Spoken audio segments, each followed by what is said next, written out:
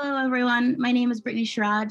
I'm one of the Senior Assistant Directors of Admissions in the Oberlin College Office of Admissions, and I'm so excited to be meeting with all of you this evening.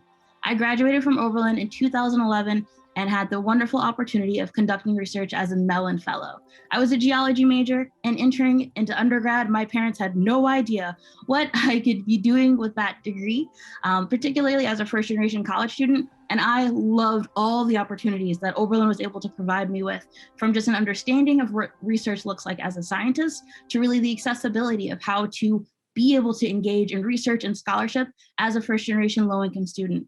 This session is going to share with you all the various opportunities for researching at Oberlin.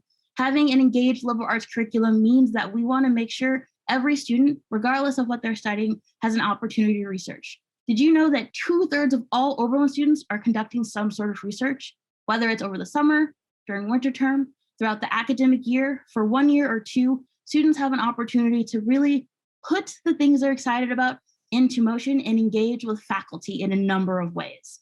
We have a great group of people, both faculty and students and staff, here to speak with you this evening. We are going to introduce all of our panelists and then open it up to Q&A. Before we get started, we want to know a little bit about you. Since we can't see you, since this is a webinar, I'm going to ask you a question. Open up your chat by clicking the icon along the bottom and tell me what you're interested in studying. Now, the easiest way to do this is to think about the different divisions we have here at Oberlin. All of our over 50 majors and concentrations are broken up into 3 divisions. There's the arts and humanities, mathematics and social sciences, and the natural sciences. So if you are interested in studying in arts and humanities, put an AH in the chat. If you want to study within the social sciences, put an SS. And if you're interested in mathematics and natural studies, add an MS. So we have AH, SS, or MS. Arts and humanities, social sciences, or mathematics and natural science. And they're coming in, ooh, AH is happening the most. All right. Okay, couple social science folks. Beautiful. Thank you all for sharing. It's really going to help our panelists when they share with you what they're researching to connect with these areas. I see a lot of arts and humanities, which is great because it's often hard to think, what does it look like to conduct research in areas that don't involve beakers and lab coats? Well, I guarantee you, you will know shortly.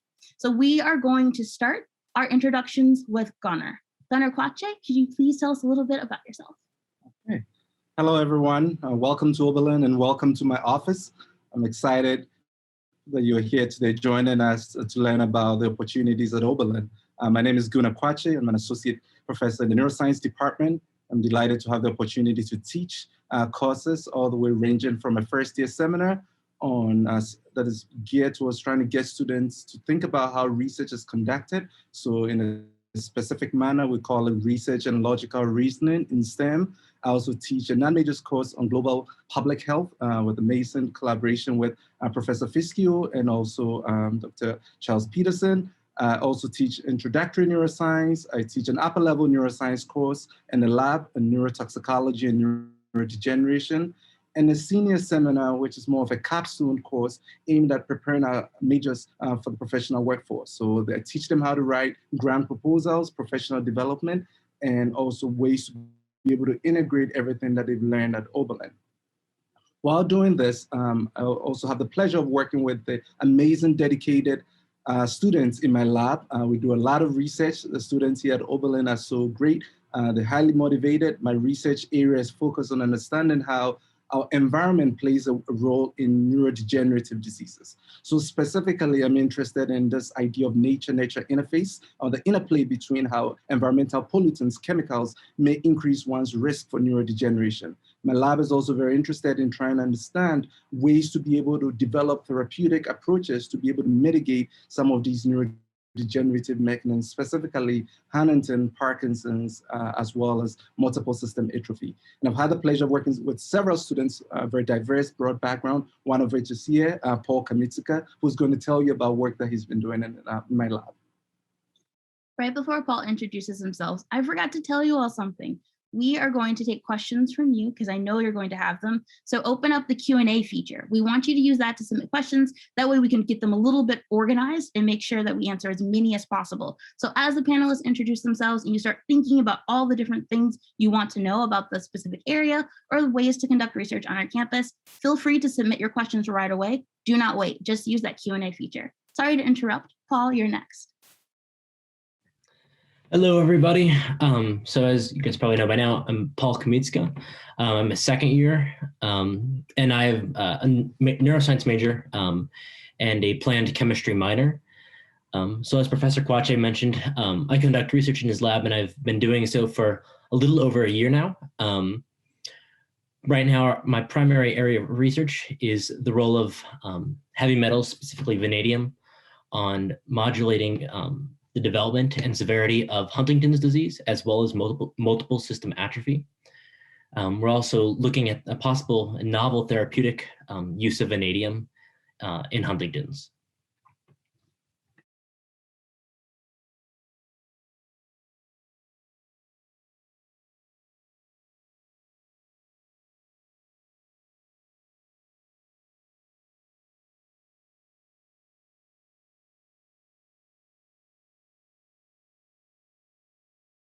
Jay, you're next.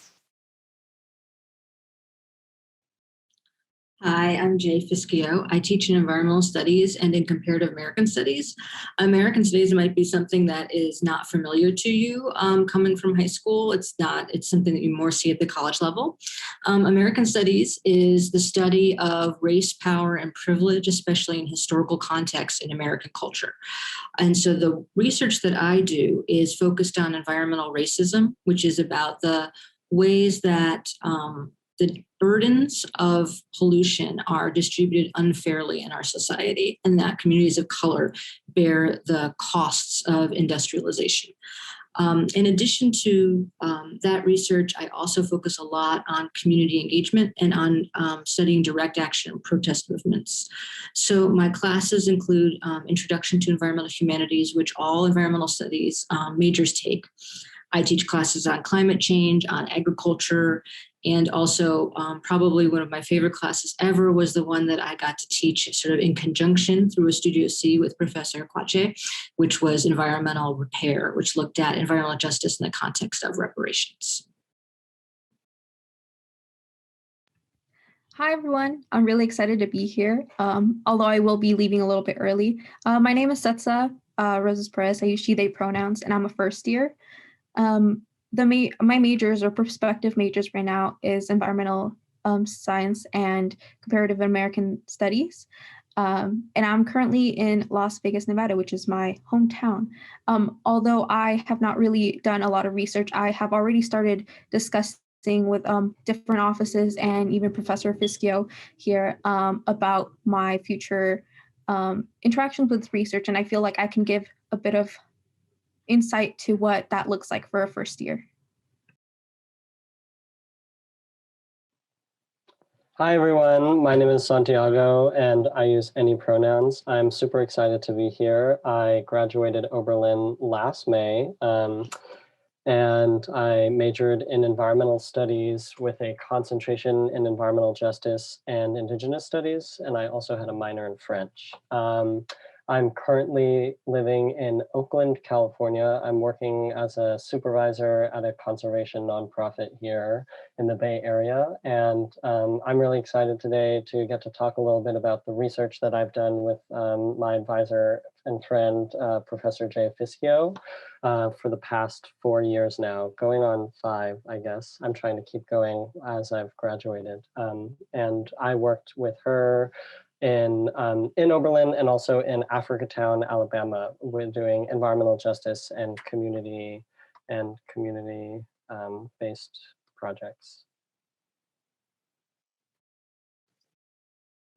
Hi, everyone. My name is Mike Parkin. I'm a professor of politics here at the college. I've been at Oberlin for about 15 years. Most of my research and teaching looks at American political behavior.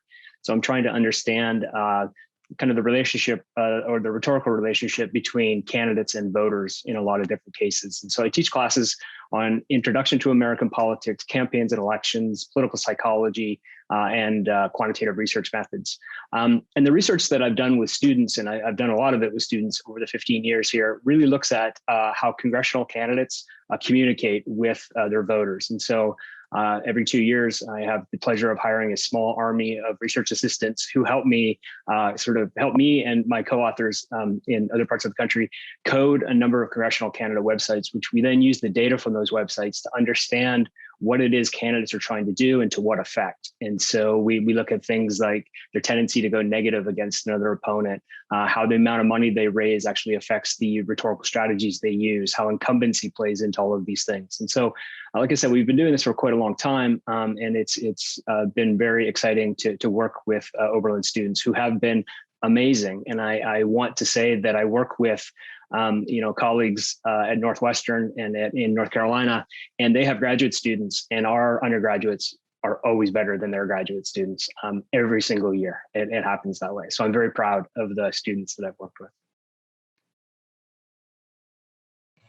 Hi, everyone. My name is Carolina. I'm graduating in May, if all goes well. I'm currently in Oberlin, but my home in Stockholm, Sweden. I've been so grateful to do some of that coding that Professor Barkin was talking about. It's been really fun, and it's been awesome to gain some experience in coding. I always tell people I've coded, which is something that you don't always get in my majors. By the way, they're politics and anthropology. I've now been able to do research in both of the fields, which I think is so much fun. It's been really valuable to get that hands-on experience and to be able to see some like potential overlap and ways to combine different methodologies, which has been just so valuable to me throughout my time here. Hi everyone, my name is Charlotte Barbarinsa. I use she, her, hers. I graduated in May with Santi, with the class of 2020, but I was a neuroscience and psychology double major, and I currently work in the Office of Undergraduate Research as the OUR Research Fellow, so I help to plan research events, I help run the cohorts, and just get the word out about research on campus. Thank you all for sharing. Thank you, participants, for sending those questions in. Just a reminder, to submit a question, use the Q&A feature. There's a little button along the bottom of your screen. It says Q&A. Go ahead and open that up, submit your questions. We're going to get to as many of them as possible. The one we're going to begin with, I think, is a perfect introduction. And how does all this come to be? Oberlin students sound a little busy. So I think adding research to that could just the work-life balance, what is that like? But also for faculty, how do you work with students as they're building these relationships with you, right? Because it's going to change as they decide on their majors and things like that. So the question quickly is just describe the relationships and how students start working with faculty as advisors and mentors. And we will start with Michael. And otherwise, anyone can answer. Yeah, thanks, Brittany. So I think the relationship, I would characterize it as being very direct and very close. One of the benefits that we have of being a small institution is that you can get to know each other really well. And I think what makes research a little bit different is you work with students even closer on almost in my case, on a day-to-day basis as they're completing their work. And it's fascinating to see that relationship grow. And as Carolina said, sometimes it can actually be fun and we can actually enjoy working together.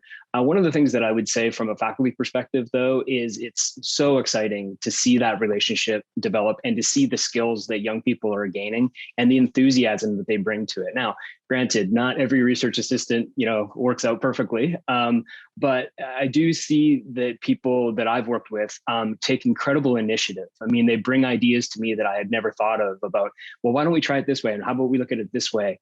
And then on the back end of it, I've been delighted to work with students after they've been sort of my employees on research projects that stem from the research that we did together. So in terms of like publishing papers and then conference papers and stuff like that, it's a relationship. And I'm actually still in touch with research assistants that I had, probably 12, 13 years ago. And so that's very exciting.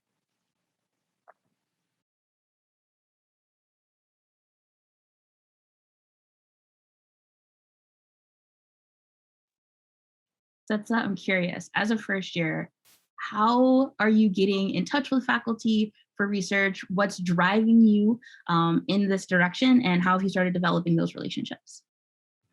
Yeah, of course. I actually chose Oberlin because of research. That was one of the main things that I wanted to do.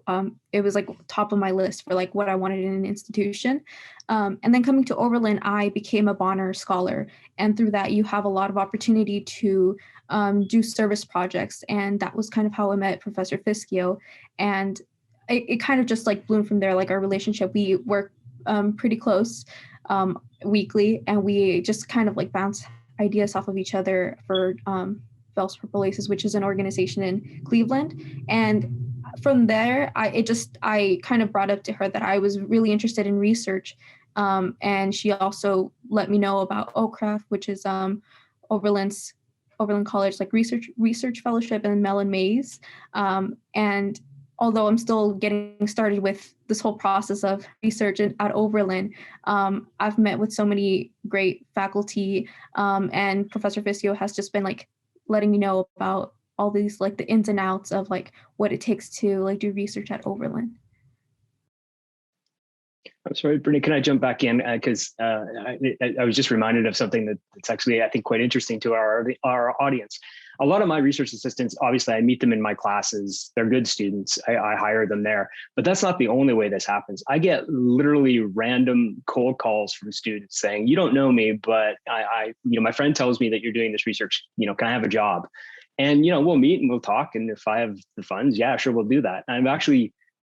in one case, I hired a prospective student as a research assistant before he actually got to Oberlin, because on his visit to Oberlin, he came to my office and he asked me for a job, and I was very impressed, and it turned out he was fantastic. So I think getting involved in research from the student's perspective is maybe a little bit less intimidating than it might seem. Just simply ask, and you might be amazed at what you can find.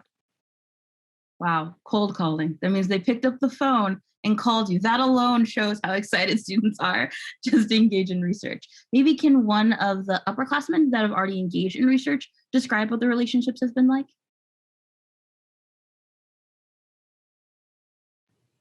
Yeah, so I can talk a little bit. So for me, I did research with my now boss, Professor Leslie Quache in the Neuroscience department, who is Gunnar Quache's wife. And I would say it's a pretty close-knit relationship. Our lab really felt like a family. So all of our research group would meet multiple times a week. We would conduct research together. We would do journal clubs, lab meetings. We would go out for food at the end of the semester. So it really felt like a family. And I know I've been to Gunnar and Leslie's house and had dinner. And yeah, they were kind of like my adopted parents on campus. So yeah, I would definitely say it's almost like a family. I'd also like to add something to that real quick. Yeah, and I think the research at Oberlin it can be a very, very tight-knit community. There are two other students in the lab, a first year and a junior. And while they just joined the lab, it's really become a strong community. And to emphasize like the family aspect, a couple of weeks ago was my birthday, and Professor Quache very, very kindly and generously bought me a little birthday dinner. It was very kind of him. And since I've been doing research for about a year and joined in my second semester as a first year, it's pretty easy to get involved in research. You just have to ask and show a bit of initiative. But yeah, it's really a pretty easy thing to get into and a wonderful opportunity. One follow-up question to this, and it's for Setsa or any other Bonner scholars that are here with us today. What is it like balancing the workload between the Bonner community service hours that are required for all of those scholars and research as well? Yeah, it can be tricky sometimes, just because they both require a lot of kind of focus to the work that you're doing with them. But oftentimes you can find that you can kind of intertwine your work as a Bonner scholar and your service there and research, especially if you do community-based research, which you can find a lot in like the social sciences like comparative American studies, or any other one of those. So it comes down to, I mean, also becoming a college student, everything comes down to time management. So I think that's like the biggest thing that you learn as a Oberlin student, is that you want to be involved in so many things, but you just have to learn to manage your time and see what kind of requires your attention at that moment. That is so true. Time management is key. Two-part question. How many Oberlin students are involved with research?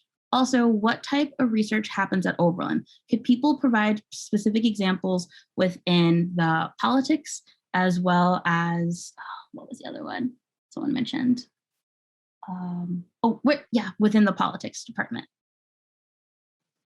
Well, I'll take that one. So specific research that I've done and that Carolina has helped me on as an example is research that happens every 2 years. It's very focused on congressional elections. I also had other research projects in the past where we looked at presidential candidate use of entertainment television, and that was a fun project for a lot of students to work on. But I am certainly not the only person in the politics department that works with students on their research. I have a colleague, Mark Blecker, who teaches in Chinese politics, and I know that he has used research assistants in the past. Eve Sandberg teaches in international relations, and I know that she has used research assistants in the past. My colleague in American politics, Jenny Garcia, she studies Congress and the presidency, and she is very heavily involved with a lot of research assistants right now doing her work. So I would say, politics is a large department, and not everybody in the politics department is working with research assistants, but I would say a good number of us are, and it's ongoing and very constant. We actually have Jenny Garcia and I, because our research is quite similar. We sometimes we horse trade with who's going to be who gets that research assistant and who gets the other one for the semester, because obviously there's some great students that we tend to fight over a little bit, but it's a good problem to have.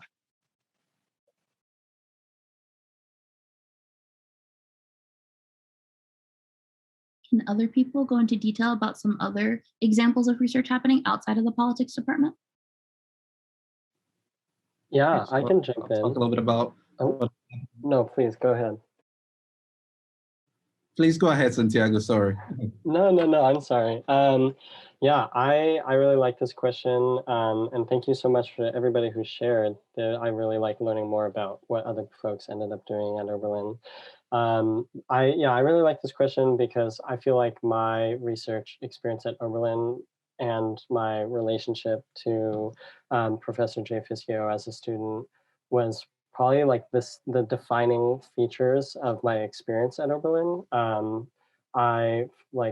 It was just some of the work that we were able to do and all the things that I learned, and the kind of that what people were referring to, that sense of family that kind of was created through the work that we did was really, really powerful. And we basically, for 3 years, we were traveling back and forth from Oberlin to Mobile, Alabama, pretty much every opportunity we got. And a lot of times the students and the research assistants were the ones who were kind of applying for funding so we could get money to do those trips. And it got to the point where I would have to, my parents were really kind of bummed because I would be like, sorry, like I can't come home for spring break, for fall break, for winter break, because I'm going to fly to Alabama and do the community-based work that we were doing there. It was primarily an oral history project, but also other kind of environmental justice related research. And that relationship and that work really defined my experience at Oberlin. I ended up studying abroad in London because my advisor, Professor Jay, was like, Santi, I'm teaching in London next semester, and like, you should totally come, there's a spot open.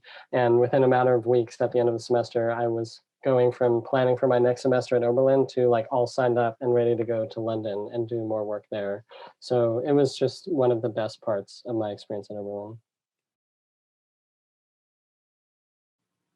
So I would like to add a little bit to talk about in terms of research opportunities in the neuroscience department, what I'm doing and what our colleagues in the neuroscience department are doing. So my lab, I think I mentioned earlier on, I've done work centered on Parkinson's disease, trying to understand how different genetic as well as environmental factors may alter the age of onset and disease progression in Parkinson's, I've done work looking at pesticides in Huntington's and Parkinson's.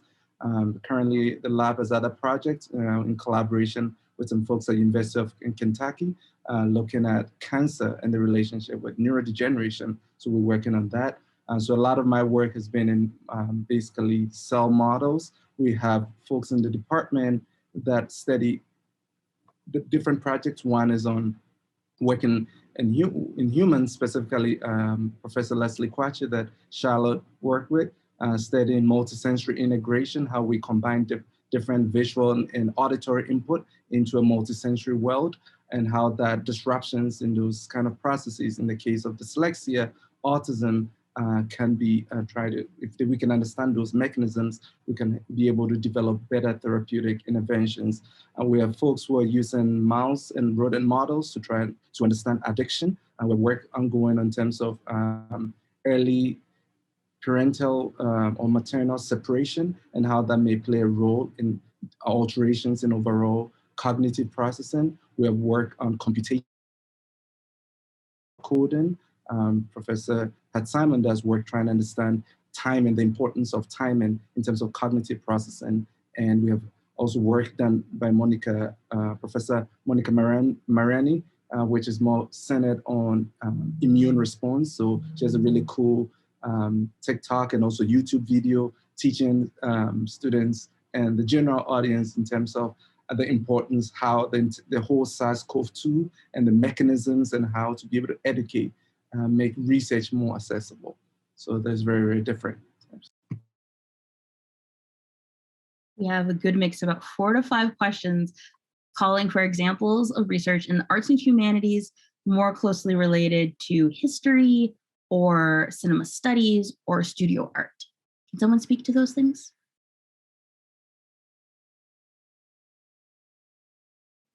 I can speak a little bit to that since I am actually in the humanities, although I'm also in environmental studies. My training was in literature and philosophy primarily. One thing I can tell you about is there are the 2 projects, and then hopefully Santi and Setsa can add to this. The projects that I'm working on are very deeply embedded in thinking about questions of race and questions of justice. And those are questions that have been traditionally those that are taken up within the humanities.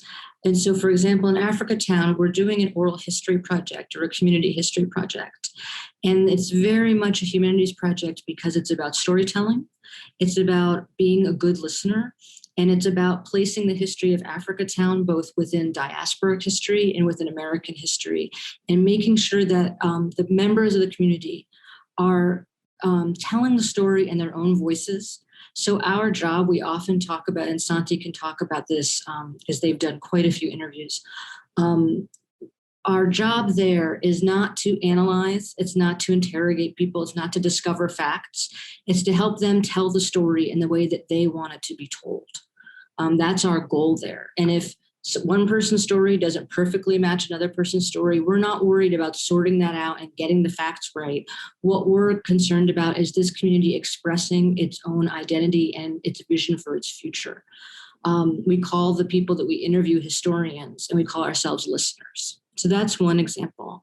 Another is the project that I'm working on with Setsa, which is we have been collaborating with an organization called Vel's Purple Oasis, which is an urban garden and community kitchen in Cleveland.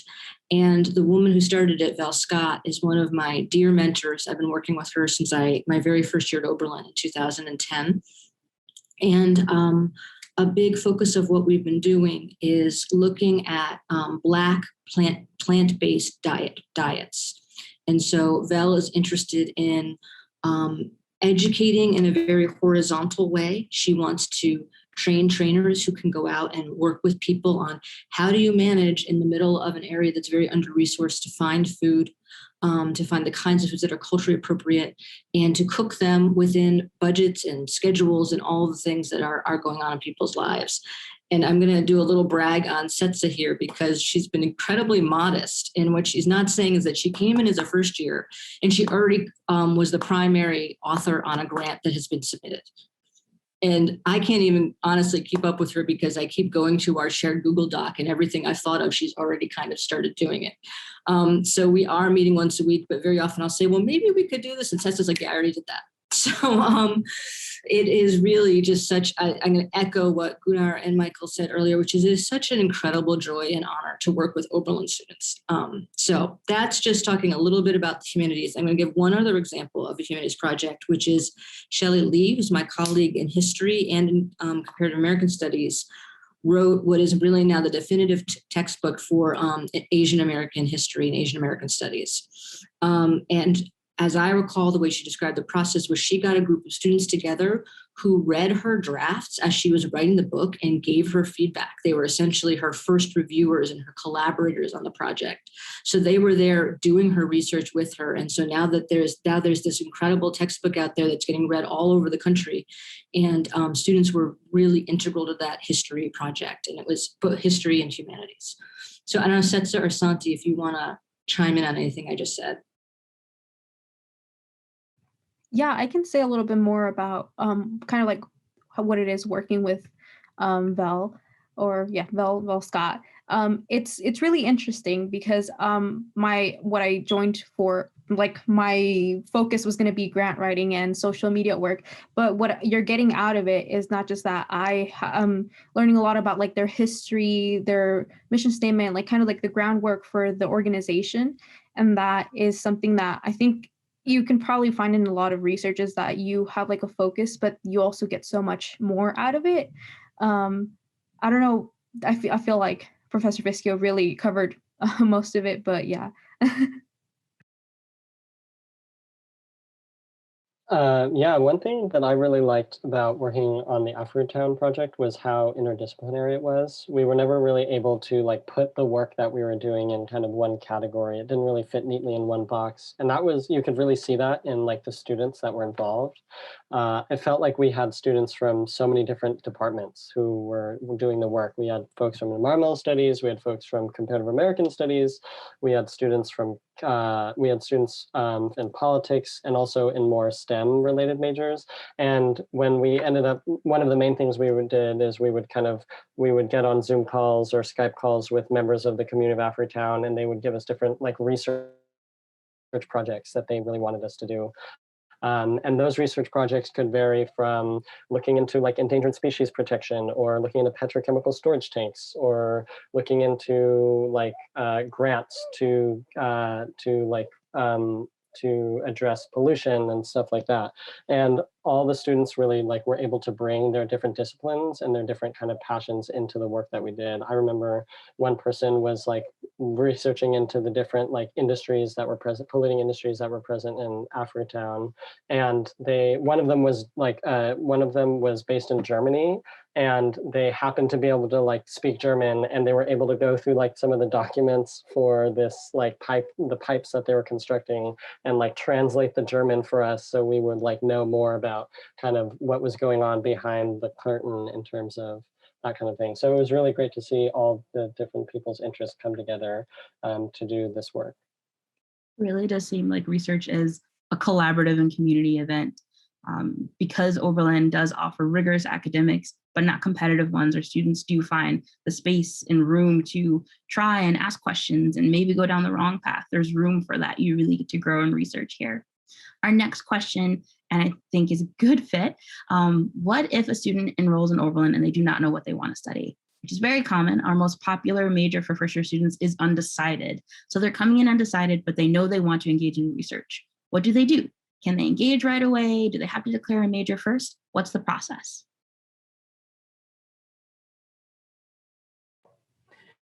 Yeah, students can definitely engage in research even if they don't know what they want to do. I know I came in completely undecided. I really didn't know what I wanted to do. I knew I wanted to do something that was sort of psychology.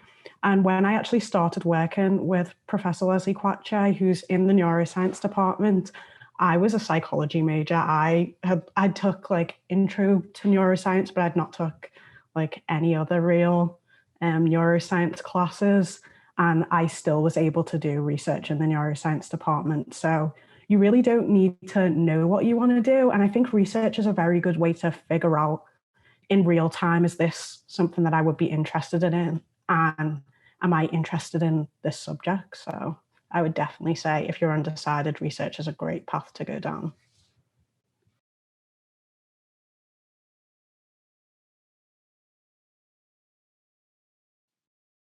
Any other students maybe come into Oberlin and start engaging in research before you declared your major? Yeah, so since I kind of grew up around Oberlin and in Oberlin, both my parents worked at Oberlin and I live pretty close by, I already had a decent idea of what major I was interested in and the department, neuroscience. But I was also very heavily considering biochemistry because I really love how in-depth the mechanisms underlying diseases and life and how that is. But yeah, so when I first started doing research, I hadn't declared my major, and I only relatively recently declared my major. So I was doing research for about a year before I actually declared the neuroscience major, and it's once again pretty easy to get into research, even as a first year that hasn't declared a major and has no clue what major they're interested in. You just got to once again show that you are interested in this material and that you have initiative to do it. Thank you all. Thinking on the opposite spectrum, what if a student is coming in knowing exactly what it is they want to study, so much so that they have a research project they've already engaged in and they want to continue that work? What space is there for students to continue research, or how much control and influence do students have over their research topics? I can go with this. So at least I know in the sciences, students tend to join a research project, but not necessarily propose their own independent project. So you tend to join a project that the faculty is working on, and sometimes you might have ideas that can really change the direction or the focus of the research. So that it becomes more collaborative way of thinking about the research project. But mostly because of, I guess, the cost of reagents, especially for what I do, it's very difficult to have a student coming with a completely brand new project with no preliminary data to support why we should spend so much money on that project. So as we work with the students, we tend to get preliminary data. It might be on the side. I would say, okay, let's try this. I like your idea. I think it's a fantastic idea. Let's try it and see. So we test it, and if we can generate enough preliminary data, then that's great, because then we can use that for a grant proposal, and then we can justify why we're spending the lab research funds on that project. But in general, students tend to join ongoing projects in the lab sciences and they have a huge influence on the outcome. So for instance, in the past, students joined a project that I had just begun, and it became their honors project, and they owned it and independently ran with it and developed with the help of an honors committee, but they owned it, and that became their independent projects. Yeah, I think I would echo a lot of that. I think it's easier for us in politics because we don't have to buy the product that you have to buy. But I've been amazed at some of the students who come to me with their research ideas, and they want to investigate this idea either through a private reading or a winter term project or something like that. And in those cases, I feel like I'm sort of acting more as just sort of a research mentor. But it's been incredible. Like, I've just been blown away about how committed these students are to these projects, how interesting these projects are. I mean, I've often thought to myself, geez, why didn't I think of that? That's such a good idea. I'm working with one student right now who's just got this brilliant idea, and he's just working on it every week. I'm talking to him, like, he's just so into it. But that is sort of unpaid research. That's research on his own initiative that he's doing. But I think it'll probably result in a journal article, which would be great for him and for his career as well. And I also want to add to what Professor Parkin mentioned, that I've had a student who actually approached me to do research, and they had this excellent idea, but I was just worried about putting so much money to that project. So I recommended that we consider writing a review paper together. So just to get the student, to make sure the student's really interested and dedicated to the project, and ended up writing a beautiful review article. And that ideas from the review article is what we used to launch a project, research project in the lab. So overall, it was mutually beneficial. Jay, does this commonly happen in your area, where students come in with a research project a topic that they're already invested in? Right. It certainly happens. And actually, I think, Charlotte, maybe you could speak to this a little bit. I think a lot of Mellon Mays fellows are really working on their own ideas and kind of developing those. I've had a couple of different Mellon Mays fellows since I've been at Oberlin, and a lot of times they'll get a Mellon Mays fellowship, they'll develop that for a couple of years, and then it'll become an honors thesis. So it's something where somewhat as Mike was describing, I'll be there, I'm a sounding board, I work with them, hopefully if it's something in my area of expertise, but often I'm being stretched and I'm learning from the process as well. But students are sort of more focused in on their own trajectory rather than necessarily coming in and saying, well, I'm going to work with Professor Fiskey on Africatown, or I'm going to work with Professor Peterson on the dashboard or something like that. But Charlotte, you probably have a better overview of what that looks like. Yeah, so in general for STEM, it's more likely that you join a lab that already has a specific research topic, whereas in humanities, it's a little bit more, you can go in with your own idea and like have a research mentor you on a project. So with a lot of Mellon Mays students and humanities OCRAF students, they generate their own ideas and they find a research mentor who does research in like a similar area, so they can guide them along the way and give them their kind of expertise on the research topic. So with humanities, it's a little bit easier to come with your own project and work on it. One thing that Michael mentioned that I just kind of want to circle back to is winter term. So winter term is the isolated month of January in a typical year where we allow our students to take a break from the semesters and 4 classes at once and instead focus on one thing, one project, if you will, for an entire 4 weeks. It is completely of a student's design, or students can engage in work that's already taking place. They can participate in classes that some faculty will offer. They can study away what they would like, but a lot of students conduct research. So definitely the students that are with us, please share with us any research you may have done during winter terms, and faculty, please tell us how you support students during the month of January.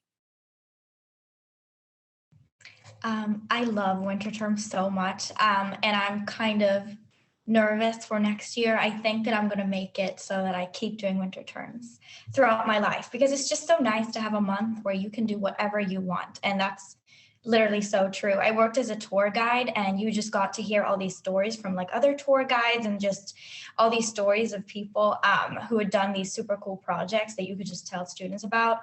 I myself did this really cool one that I just really enjoyed. I didn't do much with it, but it was just so great with the actual experience, just the journey. And I would go to different museums like back home, and I would just look at how different items were represented. I would talk to people there, just get a sense of how do you like create these exhibitions? What do you think about? Okay, what are the like problematic areas? What are the issues here? And how do different museums go about creating their exhibitions? And I just wrote down reflections, and that was my whole paper. And it was just this sense of not having so much pressure, which I think is so fun too, because sometimes if you feel a lot of pressure, it can be hard to really be creative. And I think the winter term is a way to have this 1 month. There's no pressure. You can really do anything. So it's a way to also totally go outside of your major, because you can do anything that you may wish. And it's just so much fun to plan for it and look forward to it and see it as a break from your regular day-to-day Oberlin student life. So I think that winter term is such a great experience, and a lot of students end up doing it for all their 4 years and not just the 3 that you actually need.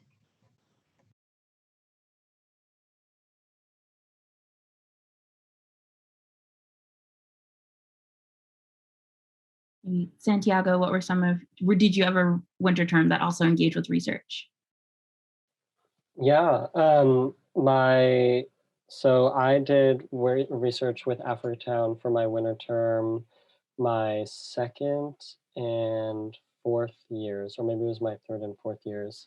And we basically took like a 2-week long trip to Africatown to do oral history interviews and present some of the environmental research that we've done. And maybe if I'm forgetting something else we did during research for Africatown, Jay can fill me in. But that was one of our opportunities to really have a longer visit at Africatown. And one of those trips was even actually without Professor Fischio. It was just students, and a lot of them were also funded by kind of, students collaborated together and applied through funding internally through the college and also externally, and we were able to fund those trips as well as like the equipment and like the things we needed as well. And that was like flights for all of us to Alabama, that was Airbnbs, that was food for when we were there, and it was also like money to compensate people for their time. It was everything. Santi, I'm just going to add in one thing, which is it was your second and third year, because your fourth year you were writing your honors thesis and you were texting all of us while we were at Africatown saying, I want to be with you and I don't want to have to work on my thesis anymore, which was about Africatown. So I was actually trying to do a little lead in there, Santi, where you could talk about how you expended your time at Africatown into your honors thesis at some point.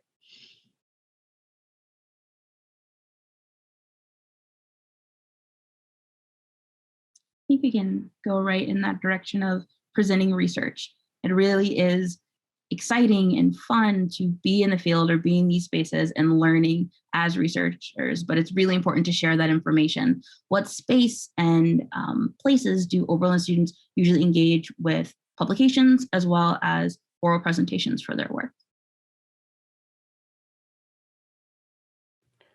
Yeah, so a lot of students do actually end up getting published with the mentors, which is an amazing experience, especially as an undergraduate student. It's almost unheard of in a lot of institutions. So yeah, that's amazing. We also have the annual research symposium, which is actually coming up.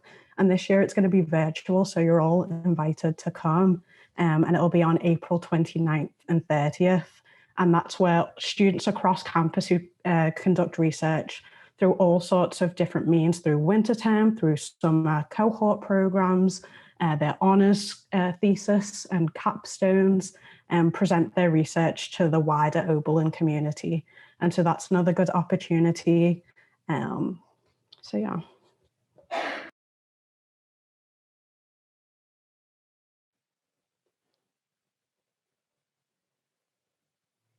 One of my favorite, oh no, we went again. But one of my favorite things is getting to talk to people about Africatown. And that's kind of one of the like missions of the project that we work on, is to share the story of Africatown to people who haven't heard it before. And I've had opportunities to present about Africatown a number of times while I was at Oberlin. I presented at the annual symposium twice. And my last year, I also was able to present at Grafton Prison, which is a prison that is around 30 minutes away from Oberlin. And we were there for for Black History Month. We went and we presented about Africatown. And I was on a panel and I've given a presentation at the HBCU Climate Conference in New Orleans, which was one of probably the highlight of the times that I've been able to talk about it. It was like so incredible to be there. We flew to New Orleans and we got to see all these different research projects from different colleges, and we got to present to them, and also we presented with members from the community of Africatown as well. Santi actually just reminded me of conferences too. So that's another great way to present your research. So I went to Chicago to present at SFN, which is the Society of Neuroscience, to present my research. I also went to Anaheim in California to present at ABACAMS, which is a conference that's specifically for students who are underrepresented in research to present. So those are other great opportunities to present your research is at conferences.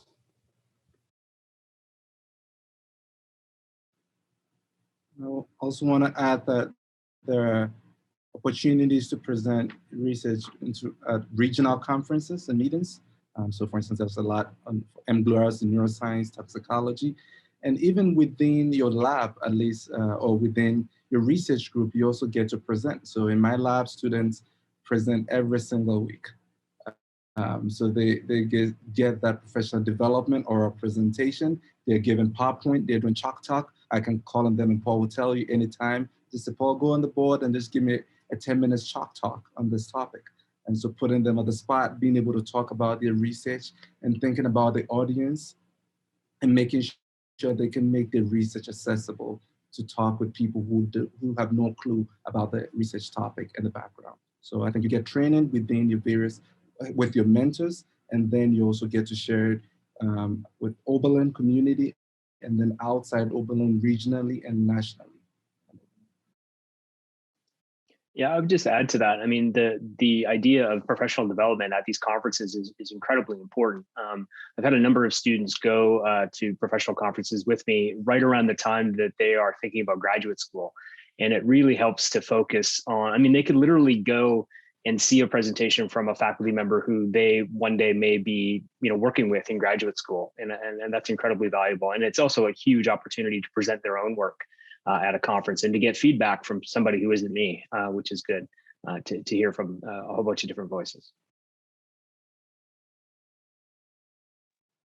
I would just add one thing to that, which is that, again, because I do so much community engaged work, it's one of the most important things in terms of the ethics of community engagement is to constantly be presenting back the work that we're doing, to be really transparent with people and to do so in a way that's useful and accessible. And so one of the things that we had really looked forward to was Santi and another student, Nathan Carpenter, wrote honors theses on Africatown based on their time and their research there. And we weren't able to go because of the pandemic, but we still have this as a plan for the future. And one of the other things that we're planning to do is to do a public kind of presentation of the digital archive that we've been working on for so many years. And we're waiting on that until we can be there in person at the time the community chooses, our community collaborators choose. And so that's another kind of presentation that I think is incredibly powerful. And just recently, one of my students who's been working on the connection on the Rosenwald School's history that connects with the Mobile County Training School in Africatown, he just got invited to do a Zoom presentation to the Alumni Association.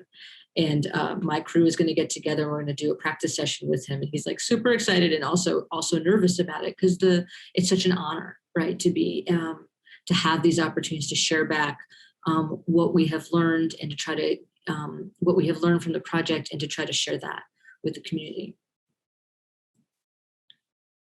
The summertime. We got a couple questions and asking if students engage in research over the summer, particularly since Oberlin does not typically offer any classes or courses during that time of year. It could be a great time for students to engage in research. So the first question is, do students engage in research over the summer? And the second part to that question is, are there opportunities to connect with people outside of the Oberlin institution in school to do collaborative research work over the summer? I think I can start with that. So Oberlin has switched to a kind of a trimester system, meaning that second years are currently in their summer. And the summertime is an absolutely fantastic way and time to really get involved in research. And you can kind of make it what you want it to be. Or you can do more lighter research or really quite intense research and make that like the thing you do all day, every day. So there's quite a range of what you can do with that. And in terms of working with other labs outside of Oberlin, Professor Kwache and I are currently doing some work for one lab. We sent some samples of ours to another lab in Tennessee, I believe. So yeah, there's quite a significant amount of room for collaboration. Yeah, I would echo that. The summer is a great time to do research. I actually spent 2 summers in Oberlin doing research with Professor Leslie Kwache. And so I can talk a little bit about some of our summer cohort programs. So we have the Oberlin College Research Fellowship, which is for students in both humanities and STEM. And this is an opportunity to do a summer of research with a mentor and receive funding to do that research, which is really great. And it's for students who are underrepresented in research. We also have the Mellon Mays program, which is a pre-PhD program. So that's to help anyone who's thinking of going to graduate school in the future. And that is for humanities students who are underrepresented. And then we also have Strong, which is for first year students who are like admitted to Oberlin and incoming into Oberlin. And so they get to do a summer of research before that they even have started classes, which is a really cool opportunity. So even before you've started your first year, you can participate in a summer of research.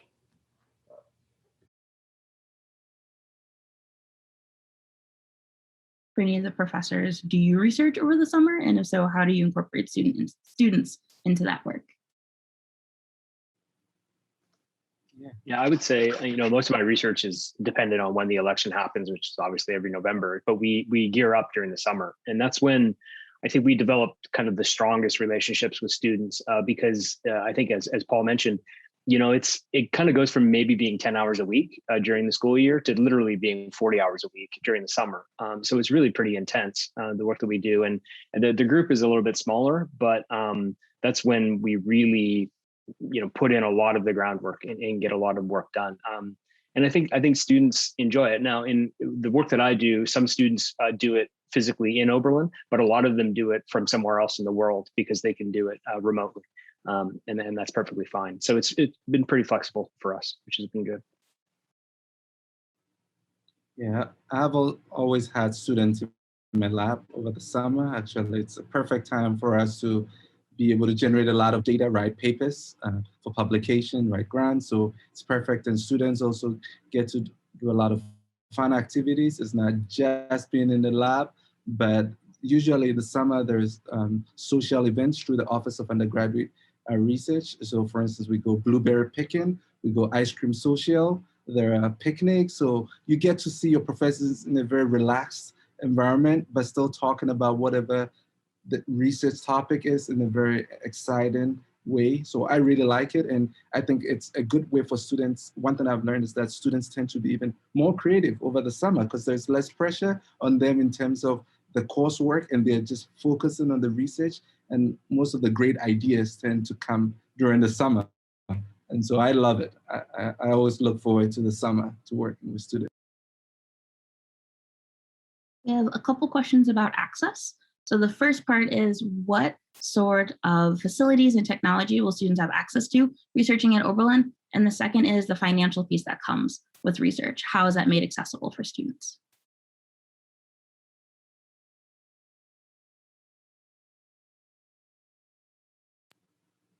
Yes, I can start with some of the financial stuff. Okay, so in most cases, students, your mentor might have a grant, either internal or external grant funding that would help support the students. And so they're getting paid either, for instance, in my case, I have students during the semester funding to be able to pay students 10 hours a week. So they can also do research for credit, often a half credit, or they can do it volunteer or still get paid 10 hours a week. During the summer, it's 40 hours, and it's through some sort of either through the institution or through an external grant support. In terms of equipment, I'll say in the sciences, Oberlin is the kind of equipment we have, you'll be surprised. It's at the level of an R1 institution. We're highly equipped. We have one of the most sophisticated equipment, a confocal microscope. We have the latest confocal. We have things that most big R1 institutions do have. We have it here. So being at Oberlin, you actually get to do R1 institution, but at a relaxed environment with a very supportive and nice faculty and staff and students. That's one thing I would say.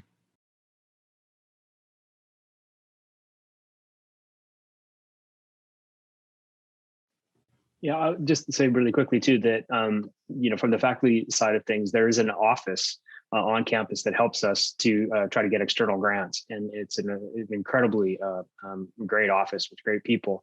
I think for 10 of the years that I've been doing research, I've had external money, which has made a lot of difference in terms of just how many people I can hire and how much I can pay them. Yeah, and I can kind of echo what Guna said. So I've done research for credit. I've also been paid to do research for 10 hours a week. And then I've also had like financial support. So I was an OCRAF fellow. And so they supported me for my summers of research. And then they also have like extra funds. So they had funds to help me go to conferences as well. So that was all paid for through my research. Great. And our final question, and we'd like each of you to answer this, is what have you enjoyed most about researching at Oberlin as a student? And then for our professors, what have you enjoyed most about advising research at Oberlin?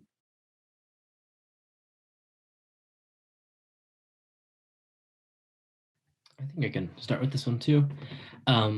So I think in terms of, for research, the thing I've enjoyed the most was how, is how tight-knit everything and the relationships can be. I work quite a bit, and I see Professor Kwache every day, multiple times a day, and sometimes for rather extended periods of time, along with the other students in our lab. And then being also to kind of find one area, or several areas, but one specifically area of the research that I'm really particularly interested in, and really kind of run with that and think of new ideas and what this could develop into the long term, even outside of Oberlin. And it's just, research is, particularly at Oberlin, and I can say this, I know this is an admissions thing and everything, but I can say this really genuinely, I don't think there's a better institution for research. And it really is fantastic, and I don't think opportunities like this really arise in many other places. But yeah, it's a wonderful opportunity, and has and probably will continue to define my undergraduate experience.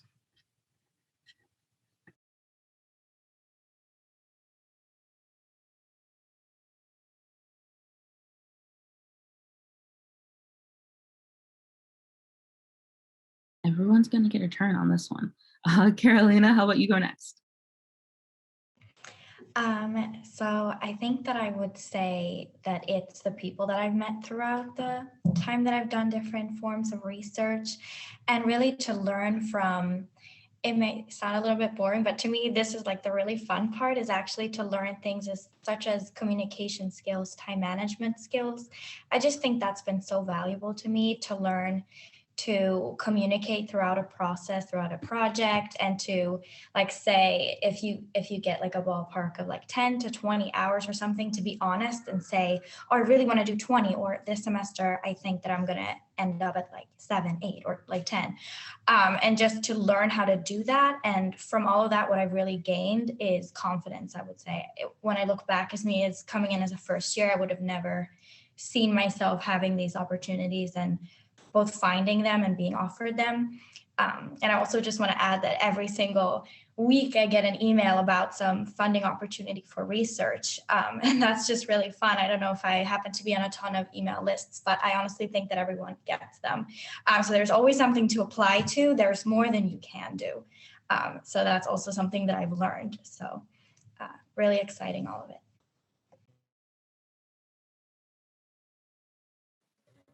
I would say for me that I've really appreciated both the commitment and the originality of the people that I've worked with, the students that I've worked with.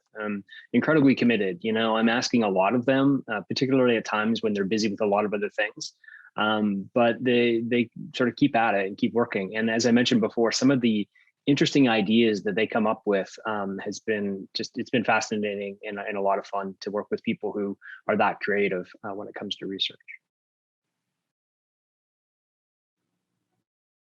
I also want to re-echo exactly what Professor Parkin said. The dedication of the students and the enthusiasm is just amazing.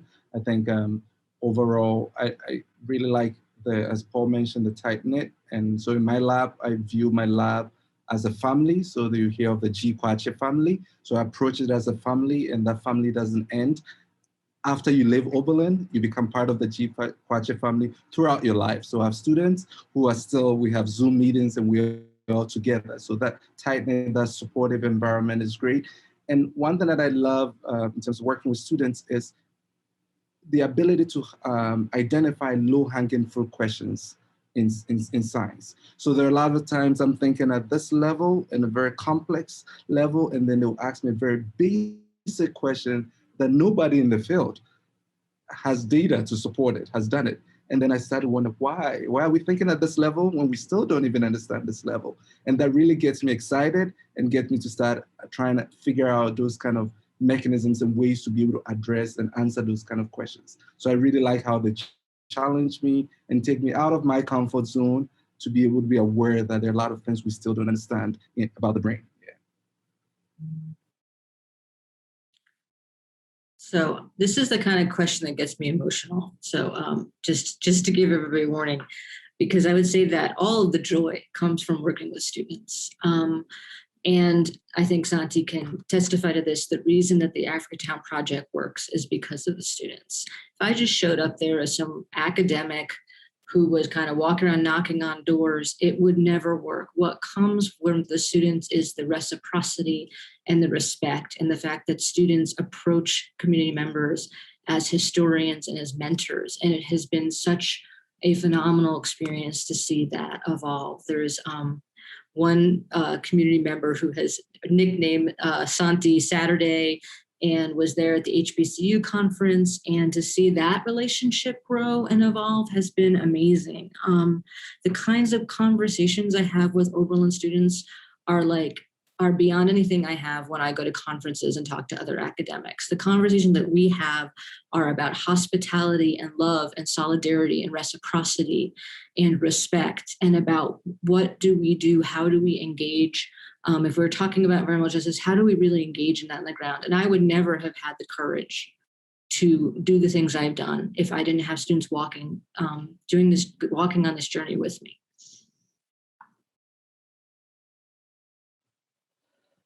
Yeah, I think definitely the most profound aspect of working and doing research at Oberlin and with Professor Jay and in Alabama was definitely it was the relationships that we formed with our advisors and with the community that we worked with. I absolutely 100,000,000% consider the folks that I've worked with my friends, and many of them my mentors as well. And I really, really appreciated the environment that Professor Jay created in her classrooms, because oftentimes the research was done through the lens of a classroom setting.